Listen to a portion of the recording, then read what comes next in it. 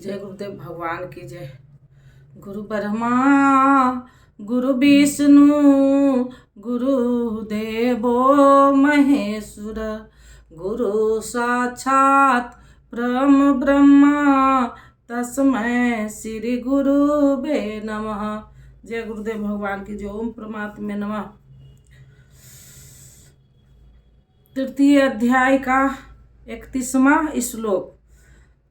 जय गुरुदेव भगवान की जय। ओम परमात्मे नमः। अर्जुन, जो कोई मनुष्य दोष दृष्टि से रहित होकर श्रद्धावान समर्पण के संयुक्त हुए सदा मेरे इस मत के अनुसार बरतते हैं कि युद्ध कर वे पुरुष भी संपूर्ण कर्म से छूट जाता है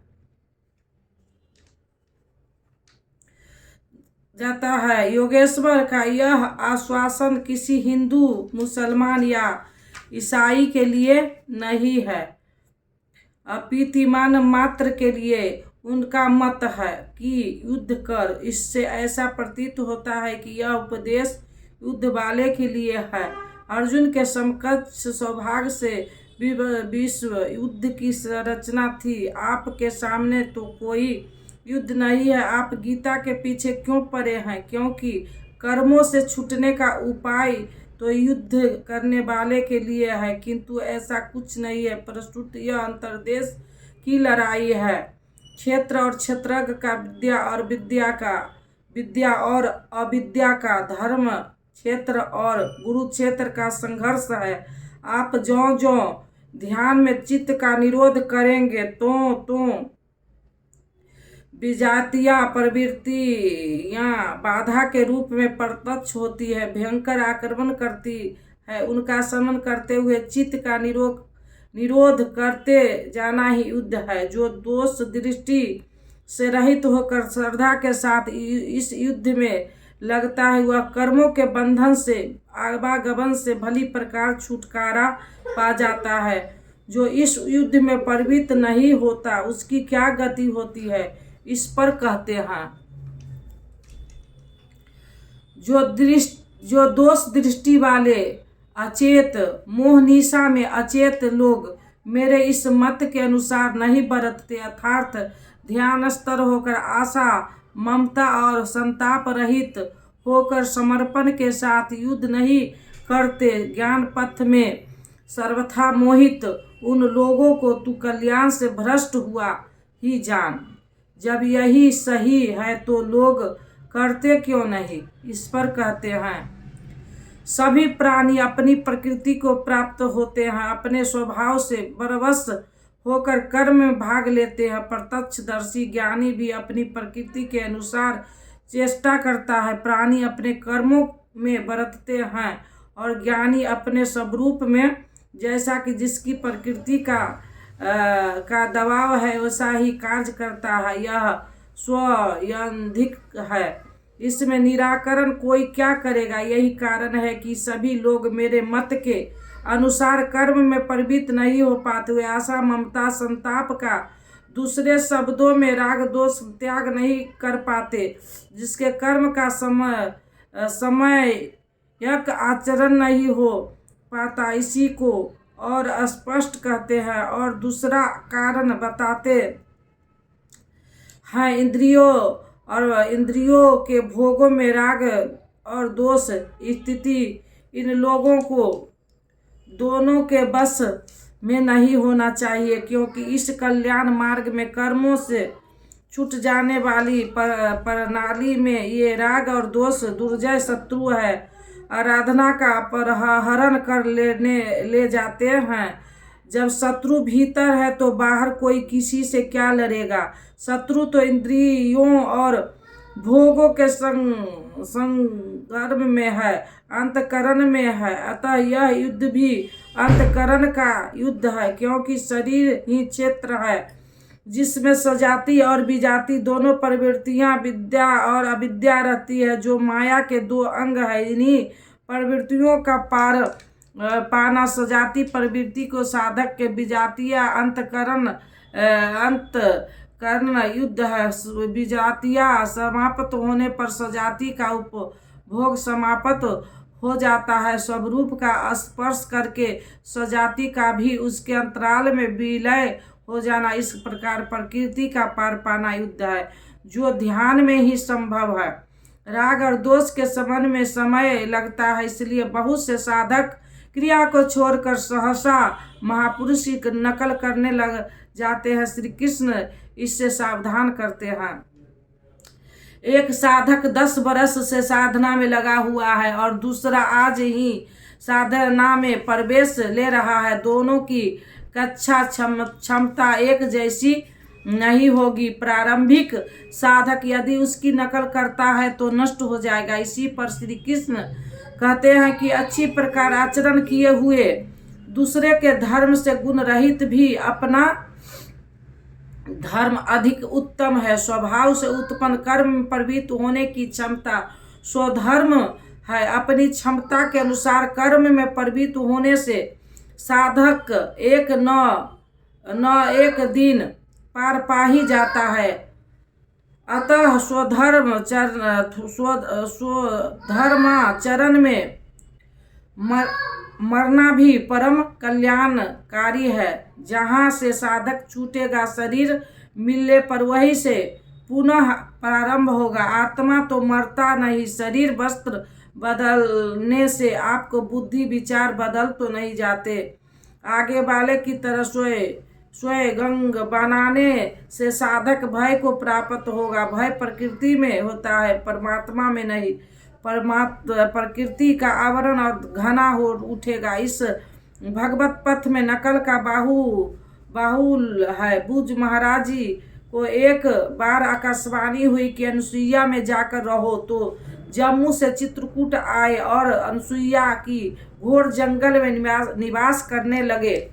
बहुत से महात्मा उधर से आते जाते एक ने देखा कि परमहंस जी दिगंबर नग्न धरण निवास करते हैं, उनका सामान है, तो तुरंत उन्होंने कॉपी फेंका, दंड कमंडल एक अन्य महात्माओं को दे दिया और दिगंबर हो गए। कुछ काल बाद आए तो देखा कि परमहंस जी लोगों से बातें भी करते हैं, गालियां भी देते हैं।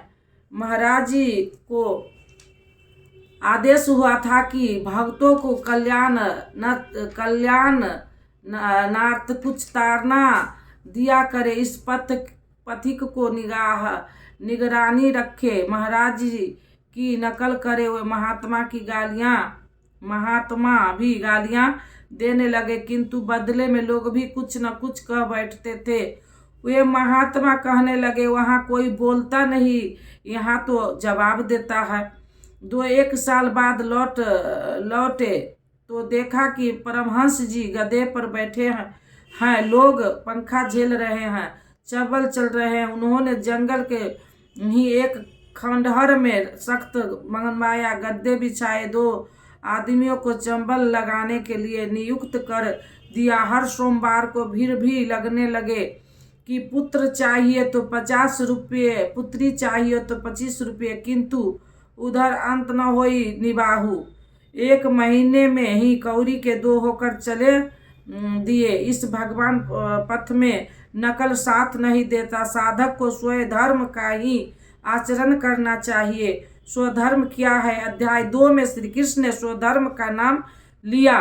स्वधर्म को देखकर तू भी युद्ध करने योग्य है। क्षत्रिय के लिए सबसे बढ़कर कल्याणकारी मार्ग नहीं। स्वधर्म में अर्जुन क्षत्रिय पाया जाता है। संकेत किया कि अर्जुन जो ब्राह्मण है, वेदों का उपदेश उनके लिए शूद्र जलाशय से के तुल्य है। तू वेदों से ऊपर उठ और ब्राह्मण बना। अर्थात स्वधर्म में परिवर्तन संभव है। वहाँ पुनः कहा कि राग दोष के बस में न तो इन्हें काट, स्वधर्म श्रेयस्कर है। इसका यह आशय नहीं है कि अर्जुन किसी ब्राह्मण की नकल करके उस जैसी वेशभूषा बना ले।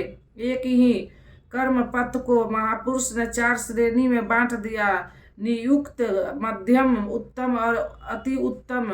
इन श्रेणी के साधकों को कर्म शूद्र, वैश्य, क्षत्रिय और ब्राह्मण की संज्ञा दी। शूद्र वाली क्षमता से कर्म का आरंभ होता है और साधना कर्म में वही साधक ब्राह्मण बन जाता है। इससे भी आगे जब वह परमात्मा प्रवेश पा जाता है तो वह वर्णों से ऊपर उठ जाता है। वही श्री कृष्ण भी कहते हैं कि 4 वर्णों की रचना मैंने की तो क्या जन्म के आधार पर मनुष्य को बांटा नहीं, गुणों के आधार पर कर्म को बांटा गया। कौन सा कर्म? क्या सांसारिक कर्म? श्री कृष्ण कहते हैं नहीं, नियत कर्म। नियत कर्म क्या है? वह है यज्ञ की प्रक्रिया, जिसमें होता है श्वास में प्रवास का हवन, प्रवास में श्वास का हवन, इंद्रियों संयम इत्यादि, जिसका शुद्ध अर्थ है योग साधना। आराधना आराध्य देव तक पहुँचाने वाली विधि विशेष ही आराधना है। इस आराधना कर्म को ही 4 श्रेणियों में बांटा गया। जैसी क्षमता वाला पुरुष हो उसे उसी श्रेणी से आरंभ करना चाहिए। यही सबका अपना अपना स्वधर्म है। यदि वह आगे वाले की नकल करेगा तो भय को प्राप्त होगा, सर्वथा नष्ट हो तो नहीं होगा, क्योंकि उसमें बीज का नाश नहीं होता। हाँ, वह प्रकृति के दबाव से भ्याकांत हीन अवश्य हो जाएगा। शिशु कक्षा का विद्यार्थी स्नातक कक्षा में बैठने लगे तो स्नातक क्या बनेगा? वह प्रारंभिक वर्णमाला से भी वंचित रह जाएगा। अर्जुन प्रश्न रखता है कि मनुष्य धर्म का आचरण क्यों नहीं कर पाता?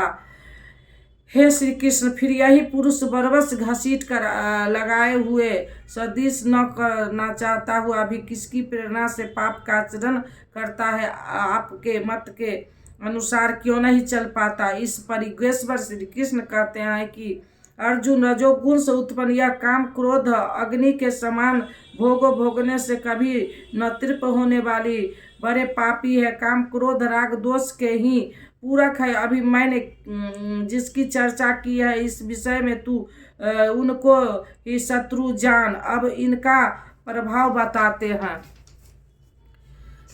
हैं। जैसे धुएं से अग्नि और मल से दर्पण ढक जाता है, जैसे जेल से गर्भ ढका हुआ है, ठीक वैसे ही काम क्रोधादि विकारों से यह ज्ञान ढका हुआ है। भींगी लड़की जलाने पर धुआं ही धुआं होता है। अग्नि रहकर भी लपेट का रूह नहीं ले पाती। मल से ढकी दर्पण पर जिसका प्रभाव प्रतिबंध स्पष्ट नहीं होता, झिल्ली के कारण जिसका प्रभाव गर्भ ढका रहता है, वैसा ही इन विकारों के रहते परमात्मा का प्रत्यक्ष ज्ञान नहीं होता। जय गुरुदेव भगवान की जय। अब दे दो गीता ज्ञान मिटे अज्ञान, गुरुजी हमारे हम आए शरण तुम्हारे। बालकपन खेलन में खोया जब निद्रा में तू सोया, भय वृद्धित हो गई जर्जर का तो हमारे हम आए शरण तुम्हारे। सुत मातु पिता बंधव दारा नस्वर संबंध है सारा, जाएंगे संग शुभा शुभ कर्म हमारे हम आए शरण तुम्हारे। गुरु कर में जग की माया में सुख पाता था इस काया में, निज ज्योति से ज्योति जगाओ गुरु जी हमारे हम आए शरण तुम्हारे। सेवक पर स्वामी दया करो भव भय बंधन आप हरो, कर्मों के दोष न देखो आप हमारे हम आए शरण तुम्हारे। सेवक पर स्वामी दया करो भव भय बंधन आप हरो, कर्मों के दोष न देखो आप हमारे। गुरु चरणों में अर्जी है आगे प्रभु आपकी मर्जी है, गुरु कृपा मिले तो जागे भाग हमारे हम आए शरण तुम्हारे। बोलो श्री राम जय जय राम, बोलो श्री राम जय जय। नीलाम श्यामल कोमलांगम सीता समारोपित वाम भाग्य, पानुमा साहिब चारु चापन नमामि राम रघुवंशनाथ। कर्पूर गौरन करुणावतार संसार सारम भुजगंधहार, सदा वसंत हृदय भवमानि सत्यम नमा। तुम माता च पिता तुम बंधु च सखा तुम त्यादरि तुम सर्वदेव। ओम शांति शांति। जय गुरुदेव भगवान की जय। ओम।